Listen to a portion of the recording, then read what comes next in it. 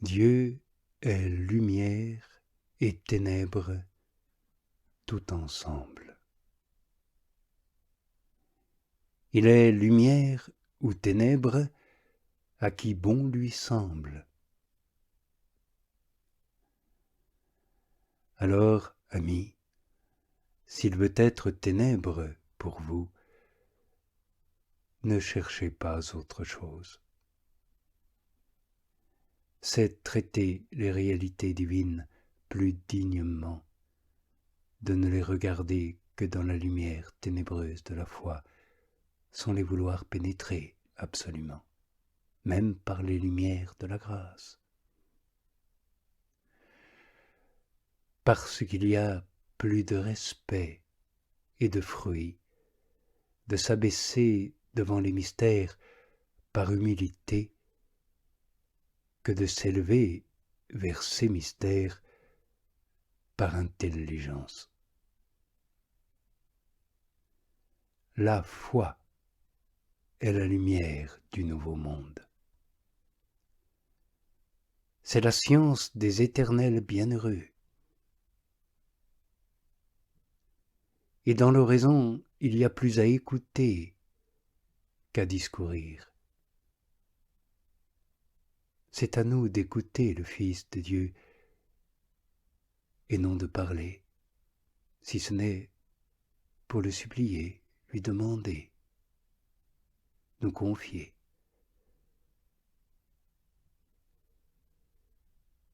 Car nous ne sommes pas dignes de parler devant lui, de discourir devant lui.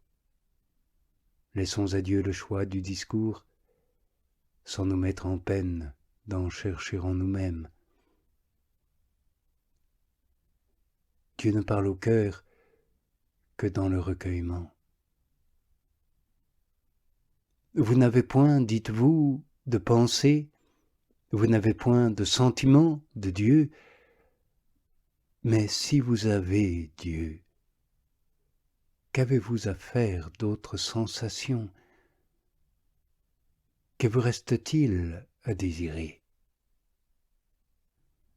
Vous êtes à l'oraison et Dieu ne vous donne rien. Ne sauriez-vous faire autre chose? Adorez-le. Adorez sa présence, même insensible. Adorez ses voix, même obscures. Adorez ses opérations, même invisibles, qui sont pourtant bien réelles. Et cela, tout cela, quand bien même vous n'en sentiriez rien. Il n'a pas besoin pour cela de grandes pensées. Vous l'adorez mieux par le silence et l'abandon que par le discours ou l'action. Ne pouvez-vous rien faire du tout? Souffrez patiemment votre indigence.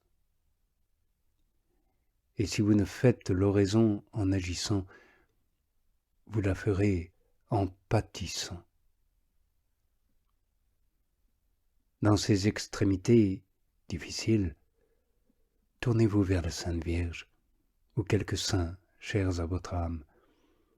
Priez-les de faire oraison pour vous ou de vous donner part à celles qu'ils font continuellement dans la béatitude. Faut-il donc être tout à fait oisif et inutile à l'oraison? Non, amis, mais il faut soumettre notre esprit au Saint-Esprit qui veut en être la seule lumière et le seul guide. Quand vous ne feriez autre chose que de demeurer en la présence de Dieu et consumer devant lui votre vie, comme un cierge qui se consume devant le Saint-Sacrement, vous porterez beaucoup de fruits. Et n'en seriez-vous donc pas bienheureux? Ainsi, quand vous êtes à l'oraison, il ne faut voir ni écouter personne que Dieu. S'il se présentait même à vous, un ange, vous ne devriez pas le regarder, car vous parlez à plus grand que lui. Vous êtes en présence de plus grand que lui. Et quand nous sommes délaissés de toute autre chose, c'est alors que nous sommes moins délaissés de Dieu. Il n'est jamais plus invité à nous secourir que lorsqu'il nous voit privés de tout autre secours. Et si Dieu est invité à nous secourir quand il nous voit privés de toute autre chose, combien plus quand il nous prive lui-même de lui-même. Et donc, qu'importe d'être délaissé de Dieu, pourvu que l'on soit écouté de lui. Qui ne sera bien aise d'être privé pour l'amour de lui de tout ce qui est au ciel et en la terre, et de lui-même pour l'amour de lui-même, afin de lui pouvoir dire « Qu'y a-t-il pour moi dans le ciel ? Et que dois-je chercher sur la terre hors de toi, mon Dieu ?» Oui, ce Maître souverain bâtit en chaque âme, comme il lui plaît, quand il lui plaît, un édifice surnaturel, incomparablement supérieur à tous les édifices que vous pourriez bâtir en vous-même. Renoncez donc à votre naturel et tenez en respect ses opérations et tout ce qui peut contrarier le dessein de Dieu. Oui, la grâce veut élever cet édifice par des moyens que vous ne pouvez savoir. Et toute action volontaire de votre part ne pourrait qu'en entraver la réalisation. Ainsi, dans cette sainte inaction, l'affection se déploie, et il est certain que lorsque nous y sommes, nous sentons les traits de l'amour divin bien plus pénétrants. Le souci enveloppe l'esprit, le repos le développe. Oui, il est nécessaire que toute l'affection humaine de l'âme se liquéfie de soi-même et s'écoule totalement en la volonté de Dieu. Car autrement, comment Dieu serait-il tout en tout l'homme? La sagesse de Dieu, à laquelle il faut unir l'entendement, n'a ni forme, ni image, qui puisse tomber sur les sens et l'intelligence.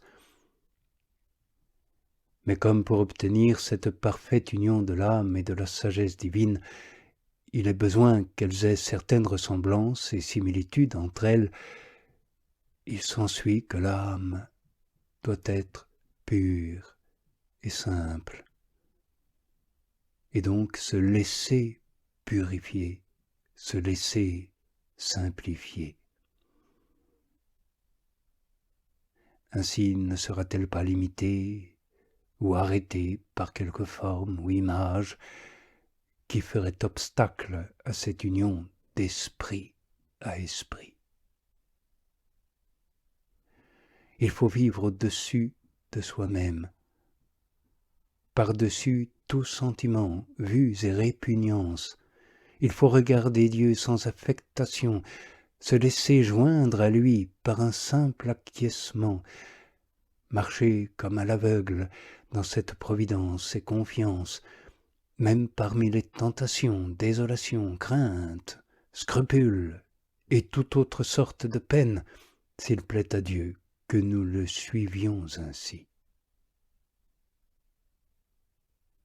Ne regardez jamais, amis, ce que votre âme fait, ce qu'elle a fait ou fera. mais n'arrêtez volontairement votre esprit qu'en Dieu, qu'en ce qu'il fait, ce qu'il a fait, ce qu'il fera.